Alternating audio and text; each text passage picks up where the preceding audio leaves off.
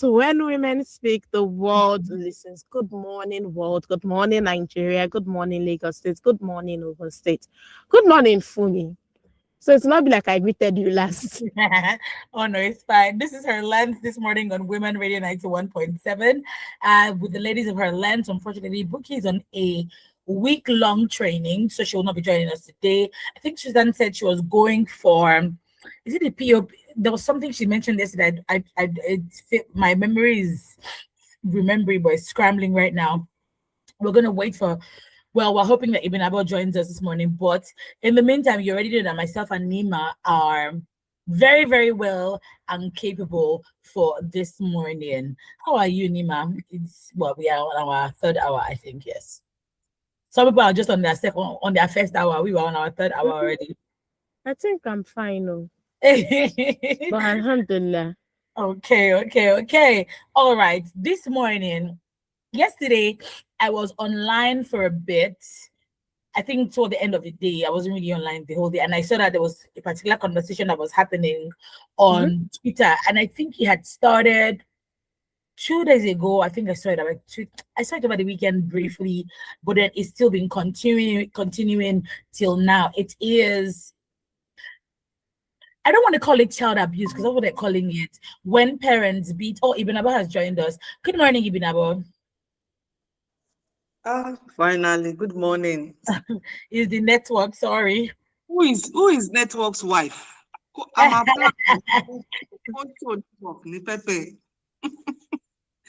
Good morning, beautiful ladies. Lady Fumi, Lady Nima. Which lady is there again? All the ladies and gentlemen. Good morning. It's great to be here. Thank you. Yes. Before you came, I said Susan and Buki won't be available today. Buki for the whole week. Susan had said she wasn't going to be able to make it for today. And I was just starting when you joined. I was telling Nima that over the weekend and even up until today, I've been seeing some things on X or on a particular topic. I don't want to call it child abuse, but is it corporal punishment? Beating your kids. Let me call it spade. Beating your kids. And quite a few people. So what brought this on? Somebody shared a painting of a girl on the floor bleeding, and then the mom, I think, standing over her or something. And people started sharing their stories. Apparently, it was drawn from a real life situation where a young girl was beaten, and her mom beat her, and then she was bleeding, and then the mom left her there, and I think kicked her and walked away and came back again and hit her or something like that. And now people have now come out to start sharing real life incidents like situations that they've experienced. Some have said they don't talk to their parents anymore as a result of this. And if you recall, we've talked about, parents sparing the word and sparing the child time and time again on here. But the violence that I have been seeing, this is not that my parents is disciplining me. I saw examples of people coming to say that the mom would use a belt and use the knuckle part of the belt because she felt like that's the part that would teach the child a lesson. Saw incidents like people saying that a parent beat a child, the child fainted, and the parents thought the child was acting up and kept on beating the child until the child was rushed to the hospital. We've also seen incidents where a child died from beating from the parents, and the parents were still beating, right? A lot of families have, maybe disintegrated is not the word for it, but have collapsed under the weight of, oh, I'm beating my child, oh, I don't want to spare the rod. I saw so much violence because on the other hand, a lot of people will come and say, well, my parents beat me, I did not die, my parents beat me, and I believe that beating my parents beats me is why I am good here. But when do we draw the line? Me, I'm the last time I was on here, we talked about this topic, I said, I'm not pro beating, but I just want to say that I have 2 canes in my house. So one of the cane, my husband's cousin had given me all the way last year. She said, for me, Oma need it. And I was like, no, I'm not gonna need it. No.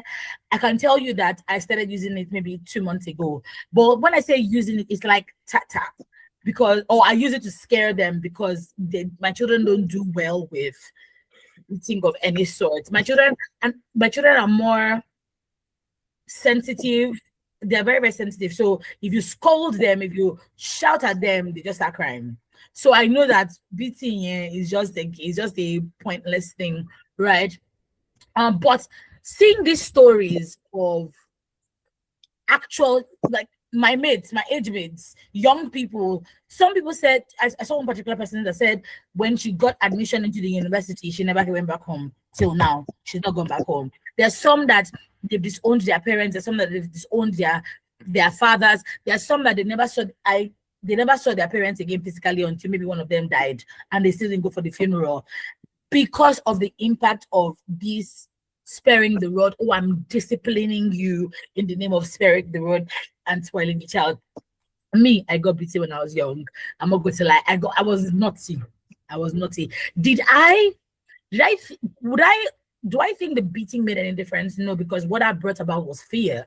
And that's another thing that people said. Somebody cited an example and said when he was at university, first year of uni, first year of uni now, people just do and undo because almost see freedom, right? And it was one of the federal universities. He said somebody had brought, something to smoke. And while everybody was trying to try it, said one of them had said, "Oh no, I promised my mom I'll never try it." This person is manageable.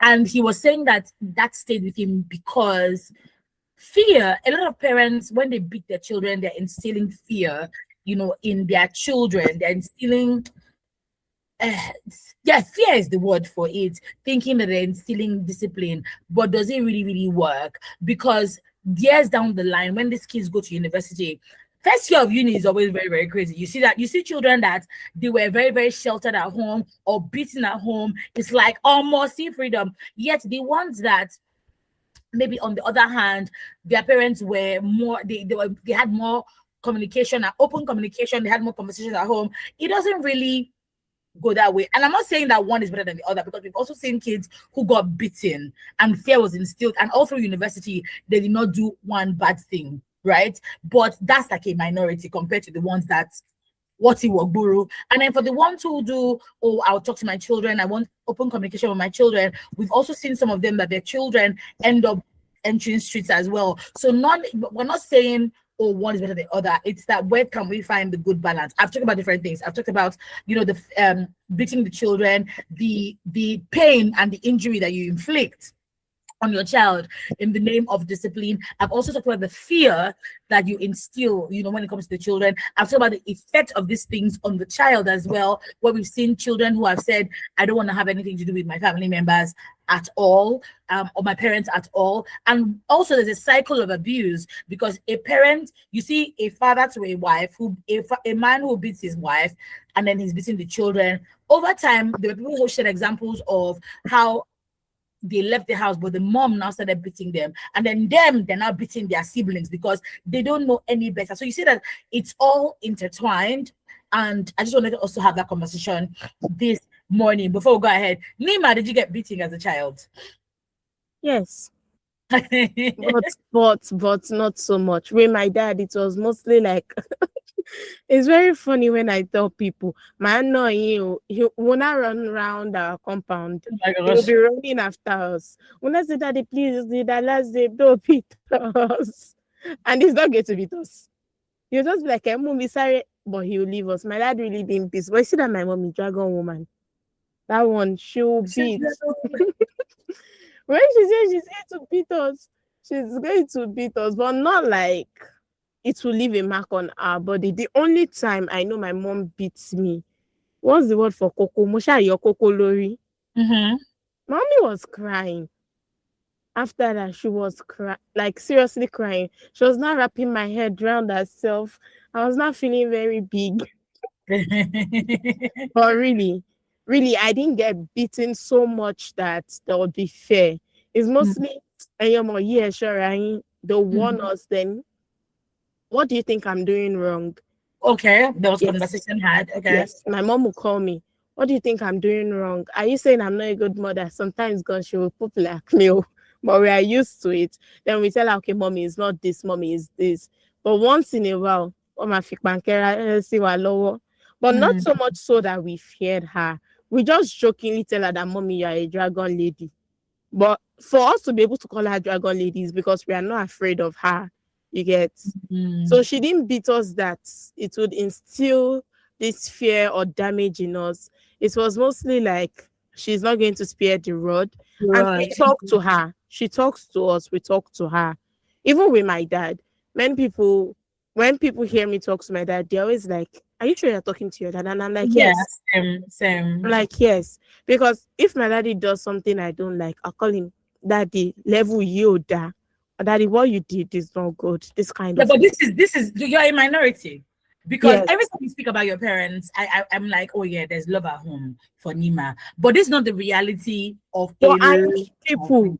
you use an example of Motomaja. I know this Yeah. girl when we were in our first year in university. 6 o'clock, she cannot go out at home. She doesn't even talk to boys. So I was so shocked when I saw what she used to do. Then when I asked, they were like, is what her parents have done. She doesn't have freedom. She can't talk to people. She can't go out. So now she's soaking up all her experiences in the university. And when her mom came to school, I saw her mom. At some point, I was like, I can't just talk to her mom. Not everybody's mom is like my mom. If not, I would have told her that this fear you are instilling in your child Mm. is not making her talk to you. It's not making her bond with you. She is afraid of you. So when you are not here, she does things that she is not meant to do. She doesn't even know what she's doing is wrong. She just feels like mommy tikpoju. Mommy is Hmm. always harping on and on about the same things. Because maybe the mom wasn't really explaining. Exactly. So it was more or less, mommy just wants us to do what she wants to do. I'm not going to lie. I don't do everything my mommy wants me to do. And she knows. She knows. She's always saying, I have a mind of Yeah, my but you're an adult now. Like it's different when own. you're an adult to when you're. But let's let Ibn Abba speak. Hi, Ibn Abba, please go ahead. I mean, you've heard different. I've said a backdrop. You've heard different opinions as well. Me personally, like I said, I used to get beat a lot. Right now, me and my dad were really, really cool. I think this started when I turned 18. But when I was younger, I really felt that my parents did not like me for anything. But what would you say this is? Because this matter is not a new issue we're talking about, but then we see it time and time again. We see people talking about it, and we see that maybe do you think there's maybe a need to go back to the drawing board to ask this beating, is it really working, or was the where how do we what's the compromise? Okay. As a parent, you have to study your child. Yeah, There are some children that all you need is to raise your voice a little bit, that's it. and they will go back to proper setting. Yeah. And there are some children that if you have not gone a bit hard on them playing, so it is difficult when you don't understand or study your child, and then you are applying the wrong method of correction. I like that. So, and that is where we have problems. For me, when I was little, until I grew up to a certain level, my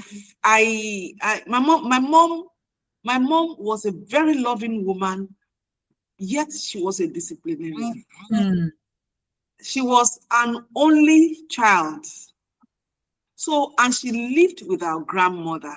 Mm. So it was when I grew older, I started putting things together. Sometimes when you do something, sometimes that thing is like now. So when my mom will warn, hey, my mom will warn you. This thing you are doing, the day I will handle you.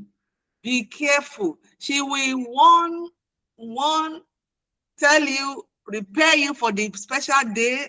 And if you do not try to, heed these warnings, but what I've come to realize is that there has to be a balance. In my children, I have come to realize that, and that came from me. You know, when I was finished secondary school, I had baby fat. So Mhm. I left secondary school before I was 16. And there was a publishing organization close to where we lived then. So somehow I was there while I was waiting for my wife, I was there for a holiday job. I was a baby there. Everybody dotted on me.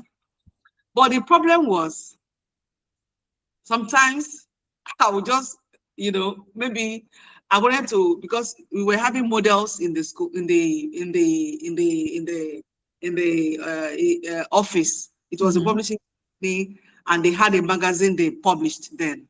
So models used to come in from Unilag, Yabatek, and all those things. So I was always still trying to look good. They always looked good, this lady. So every time I just want to tell them, I'll go and check myself. Mhm. So there was a party, I think on different occasions, without me knowing, the MD would come around my table. I was a receptionist. To come around my table, would not find me there. He would not say, Ibidabo. I would say, sir, I'll run out of the restroom. He said, where is your desk? Is it in the restroom or here? I'll Yeah. face myself. So on a particular day, probably I don't know, maybe I don't overdo, or maybe, I was just 15 plus. Yeah. So he called me on that particular day. I went for lunch, so I came back. So I needed me to do something. So I called me to the office and screamed at me. What is wrong with you? Can you come? I will send you away. I'm not saying you shouldn't send me away. Papa, me holiday job. The way as he was yelling at me, my throat was closing. Mm-hmm. He didn't touch me. Oh, my throat was closing and getting dried up. I started coughing profusely. In fact, it was like I was going to die. He didn't touch me. That was when they all realized that, but everybody blamed this man. Begged me. I kept on crying. I could not cough. I could not breathe well. He didn't touch me. Oh, they were giving me water. Hey, no, hey. That was when it was from their comment I realized that there are some people, when you shout at them, when you yell at them, the nervousness could make them faint. Yeah, maybe even have a panic attack. That was when I realized that it could happen to me. And since then, when I got home, my father was like, but I didn't tell them what really happened because nobody wanted me to work. It was one big sister one big auntie around that was working there. So I said, I want to work now while we're waiting for results, that kind of a thing. Mm-hmm. So you have to understand each child. You don't start with a child by yelling or by beating. You have to understand which one will work. Because, and in some cases, you see, some parents are not beating these children because they hate them or because they want to transfer aggression. Some of them, in the desperation of, this child must be successful. This child must be good. This child must be well behaved. Every value I'm trying to instill, this child must take to it. It is out of desperation of wanting to groom and raise a good child. That is when you see them beating. It's a bad noise. When I beat you now, you will know that this thing is wrong. You see, everything, even to pamper a child, to overprotect a child is not good. So everything to the extreme is bad. One day, my girl, one of my daughters, I kept warning her, I don't do this. She was about 5 then. Stop doing this. Stop doing this. She would, when she would do this, she said, mommy, sorry. Mommy, sorry. So that particular day, she did that same thing. And I took, I used to have this small, slim cane. I used to keep it somewhere because I didn't want to scare them. So when I brought her, I said, hey, mommy, I took her to my bedroom. Oh yeah, lie down. Oh yeah, let me beat your bum bum. I gave her 1, 2. By the time I gave her the 3rd one, what did she say? Mommy, I'm sorry. Mommy, I love you. You know I love you. Mommy, I love you very much. Hey, my type of person. That set me. It was like I hated myself. I was angry. I started crying. I started crying. I saw myself as a bad mother. You are a wicked mother. Your daughter had to remind you that she loved you before. You know, that kind of a thing. Yeah. And she was one more telling me, Mommy, sorry, Mommy, I'm sorry. So since that day, I said, eh? So you see, every day I looked at her, even till today, Mhm. she's she's about 20 now. Mhm. Even till today, each time I look at her, when she gets on my nerve, I will just remember, You Mommy, I remember love. her? Oh wow. Almost became traumatic for me. So you see, parents sometimes, yes, sometimes a child could be problematic. A child could be so naughty that you tell yourself, Timo, by normal day. But we have to. My grandpa would tell you, you don't beat a child with closed eyes. Beat your child with your eyes open. That means that you beat a child with all your common sense, all your compassion in place, so that you don't beat this child to a point that this child will begin to imagine that you hate me. None of my children that I hate them, because we talk. See, parents, let me seize the opportunity. I'm taking a bit of time, but let's do this. You know, there's something I do with my children when they were much younger. We used to have this night party in the house. I allowed them to plan it. What was our night party? We'll be in the living room. We'll buy, maybe I'll cook something extra, maybe what we don't regularly eat every time that I don't have. I'll cook, I'll buy drinks. Then they'll put on soft light. Then they'll start playing music and we'll be dancing. That's our night party. And they were always looking forward to night party. So you see, there was this bond it created that till now, sometimes when they're on holidays, national night party, extra, no night party. You know, that was my own way of blending whatever. And then we used to have this special family meeting. There was a time, one of the family meetings, so like 8 years ago, I think about 8 years ago. So we'll gather around, my husband and me, myself and my children, we'll come and tell us what you don't like about daddy, about mommy, or what are you not happy about in the house?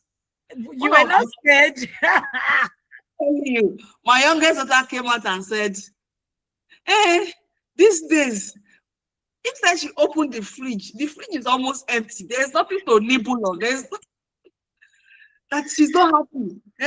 That unless we are eating main meal, there's nothing to play with, because sometimes we'll be using all those things. Maybe there's something to using it to act our own cartoon. There's nothing. It's like we don't buy anything again. Daddy and mommy, you don't buy anything again. You know, that kind of a thing. So that was our own. Another child of mine came up and started mimicking me. They walked in like, pretend as if they were coming from work, came into the sitting room. And that day I said, yeah. They said, I will just come in. Everybody will say, welcome, mommy, welcome, mommy. I will not smile. I'll say, okay, yes, thank you, thank you. I'll be looking around. I'll be checking. How is the living room? People like Judotisi. Is it clean? When this child mimicked me, shame catch me, say, hey, that's so I did. You know, so let us always do this. It allows the children to tell you, and let them know that showing you what or telling you what they do not like about you shouldn't bring a problem. Don't scold them for it. It is an opportunity for you to understand the mind of your child towards you, so that you can make amends. It's not until they are grown, they begin to tell themselves, okay, after all, she wasn't just such a bad mother. No. So we used to have this, and it is very important. And to add, you know, I know a bit of Lima's dad. So when she's talking about her dad, I just smile. Her dad is not just a loving dad at home. He is a super community leader, I promise. His head will be swelling, no. No, that's the truth. That's the truth. And you know it. People will bring their burden to him, and he will get up and attend to it. So we want parents like that. And another thing I want to advise before I wrap up is this. One thing I do is when I visit a family, I look at how they run their homes. I look at what I'm not doing that they are doing that is beautiful. And quietly, I take it home and go and I begin to emulate it. You understand? It helps. And all those fathers who turn themselves into daddy timbo, hey, everybody wearing a skelter. It doesn't mean you're a disciplinarian. Your children will gradually run away from you. So let us learn to balance everything. Balance is important. Don't over pamper, don't over protect, and don't over discipline. Let there be a balance, because I know that there are some parents who who just give birth because nobody should call them barren or sterile, but they don't know how to love their children. All they've known all their life is, I will beat you, I will slap you, I will pay your school fees, I will pay the bills. There is no cordial relationship. There is no fun. There is no no joy, no happiness that daddy is around. Let's go and play around daddy. It is bad. My father, like I will always say, was the best father. My father, for me, even for my friends. Can you imagine? My friends and I, when we had arguments about something, I'll say, they'll say, let's go and ask your daddy. And all of us will pack ourselves and go and meet my dad. And he will take his time to explain things to us.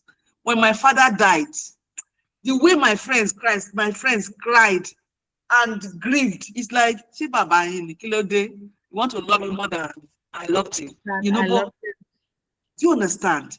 It doesn't mean you are weak, because everything I did, every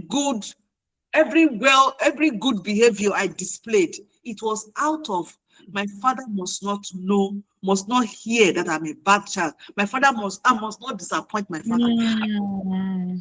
Okay. I wasn't feeling that way because he was beating us. I felt that because he showed us love, and I didn't want to miss that love. I didn't want to be a bad child in his eyes. So everything I did, even when I was in school and he was not there, I was able to put myself to check, because I wouldn't want my father, especially, and my mother, to hear any bad news about me. So you don't have to be a wicked father for your child to be afraid of you.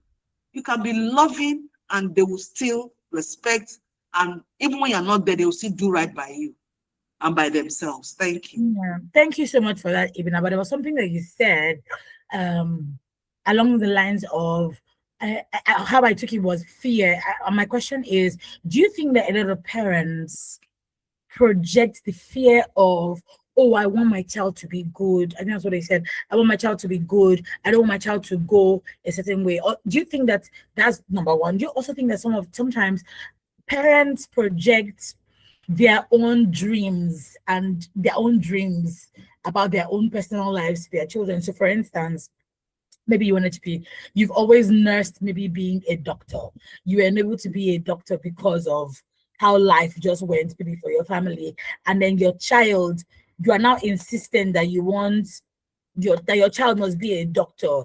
So is that the reason why there's sometimes friction? Because what I've gathered from what you've said is there's a lot of communication in your home, which means that communication is what is lacking in many of the homes that we have now. We have parents that just say, do it because I told you that, because I told you so. No explanation, no, we're not saying explain yourself to your children, but if you need to explain yourself to your children, why not? I remember that even as crazy as my home was when I was it was really me that was not, and I used to get beaten a lot.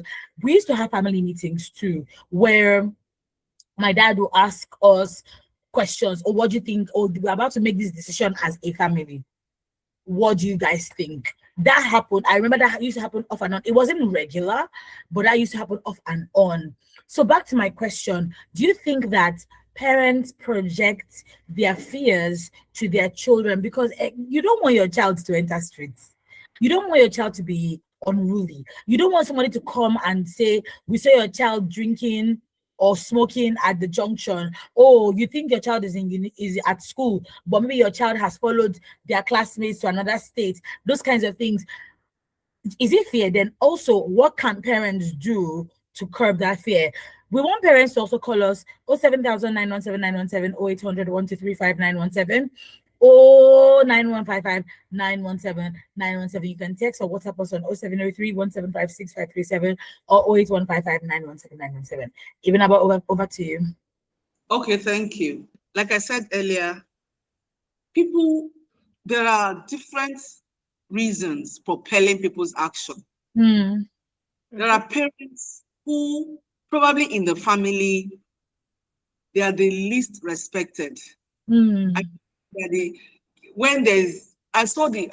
met a lady, let me go like this. I met a young lady who was always having meetings with her younger siblings. She was the first. So because I feel very free with children. I can sit with Nima and we'll gist.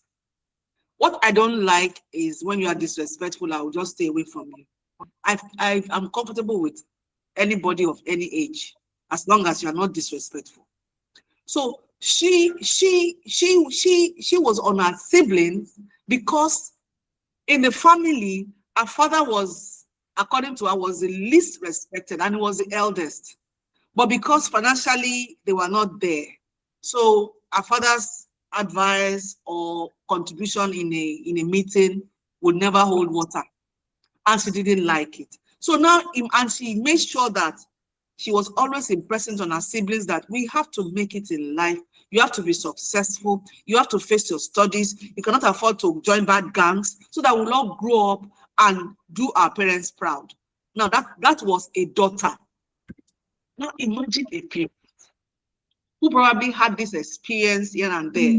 And they'll tell themselves, I cannot be bowing down to my younger siblings because they are well off, they are better off, and then my own children too will not be bowing to their own children. They are hard on their children. They push them so hard that they don't even know when they are choking these children. That is why I said there is need for balance. So that is where some parents seem aggressive in wanting their children to follow a particular direction by all means and by fire and by force. Some other ones, because probably, like you rightly said, they wanted to be a medical doctor, but whatever happened, maybe there was no money, or maybe they couldn't do well in sciences, or maybe something happened along the way and it disrupted their dream of becoming medical doctor. So they want to push this child to become a doctor. And that child probably just wants to be a business person. So there are various reasons. But for me, I always tell parents that, look, irrespective of whatever motive you have for wanting your child to be this and that, it is important to understand that this child has live show is only has a mind too, and you cannot ignore that. So we can sit down. Sometimes some children will tell you they don't really know what they want to do, but they won't tell the parents. So, but when you sit with your child and have a conversation around the child's career, and you don't start when the child is already prepared to, you start from when they are little. That is why you see in some schools, when they have school programs, you see some children, they'll dress them up like doctors, some like nurses, some like lawyers, and all of that.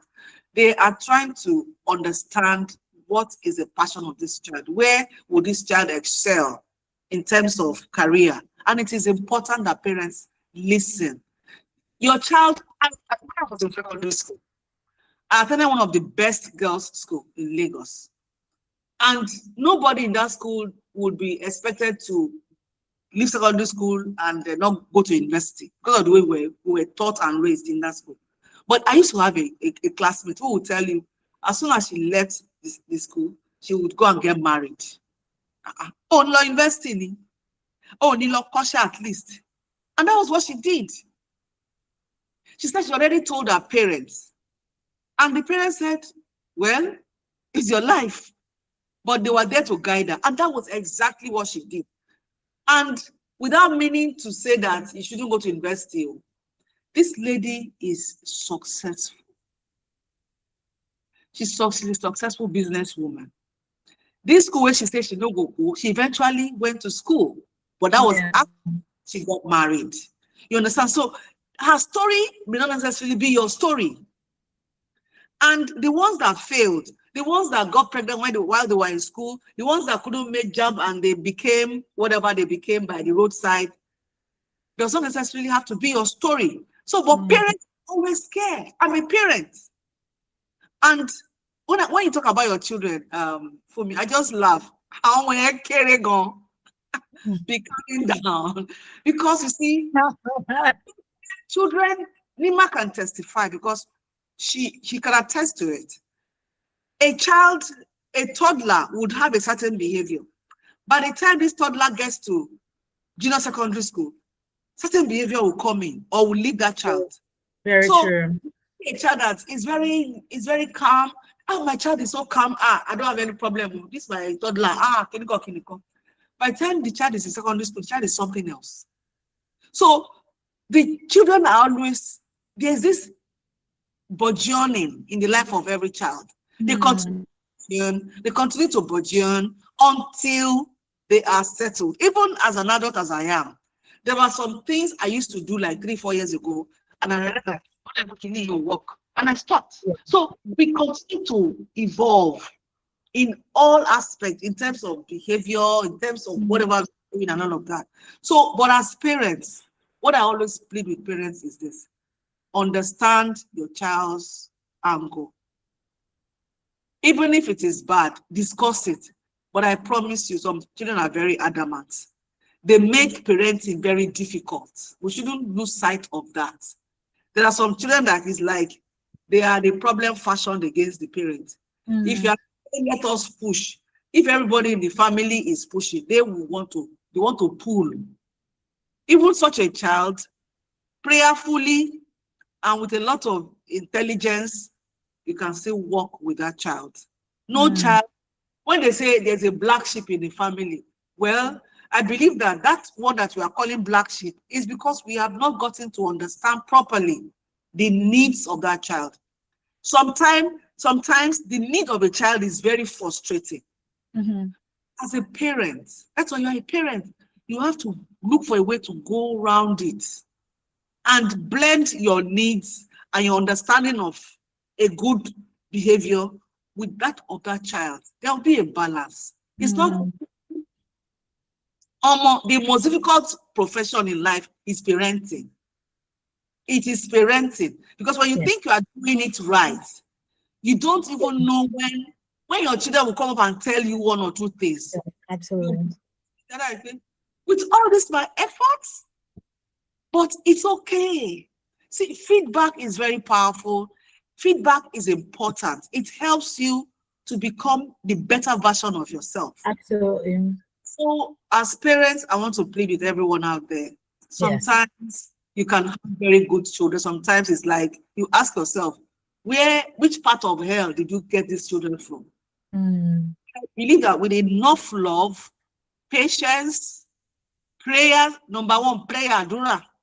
If you don't believe in adura, if you don't believe in prayer, well, I do. I've seen where prayer works and it still works. Prayerfully and everything, you will raise good children. So when I hear Nima, you see, Nima, don't let your own head swell too here, please. Just hold your head, please. Hold your head, though. Nima, I like the fact that she's very honest about her submission when she's talking about children and parenting. And I want to tell her that I hope that, because we all learn as children before we become parents, I hope that you are learning from your experience with your parents. I hope that I don't like this about my dad, I don't like this about my mom, I hope that you have looked at it and raise your own family in the future appropriately. You understand? Because sometimes the problem we make is that we have seen this thing in our parents and we did not like it. But we have our own homes and begin to begin And to we're worse off, yeah. we'll begin to do the same thing we didn't like about our parents. We'll begin to act likewise to our children. So what are those things you don't like? I'm talking to every youth out there who is not married, who does not have a child yet. Why don't you like those things? Is it because you just don't like to be corrected, or because you feel that your parents are just overdoing things? Yeah. Well There is said. for you to learn from everything. If you are a bad child, if you are a problematic child, when you need to understand that you have been a bad child to the parents, and you need to make amends with your parents, and then you go into your own family, understanding that care, that need, those things you would have loved your parents to do to help you change to a better person. Don't deny your children. Because in most cases, those people will shout that my father was very wicked, my father was too harsh. When they get married, they will become harsh like their fathers. All right. we've run out of time. Today was a very, very interesting one. Nima, over to you. Oh, Ibinabo mentioned just in a minute. She mentioned that parents should know their children, and she used career days in school as example. I don't know, I'm not a parent, but like Ibinabo said, I'm just going to pick from what I've seen my parents do. Like my younger brother, for example, that child was a lot. He spoilt everything in our house, the DVDs, the decoder, the TV. But we noticed that he had a passion for it. So we were pushing him more towards engineering, taking technical courses. And when he grew up, he was like, okay, yes, he likes engineering. I feel that is an okay thing to do. If you notice your child has a passion for something, you push the child. When I was younger, everybody used to call me Radio Nigeria. I never knew I was going to present. Wow. It was more of Nima, Ejoto Royi, go to radio. And Interesting. here I am today. So parents should just don't come for me. I know I don't have experience. Parents should look at their children, what they have passion for, and try to push them a bit. But if the child then says, okay, no, I don't want this, you can sit down to look at things and do what the child wants. Get a middle ground. Because for me, I do what I like, and my parents tell me to do what they like, and I do both. So, anyway, thank you for staying with us today. Time is fast spent. This is Women Radio WFM 91.7. My name is Hassan Matula, and I have with me Olufumi J. Yes. Thank you so much for Call joining yourself us. for me. Me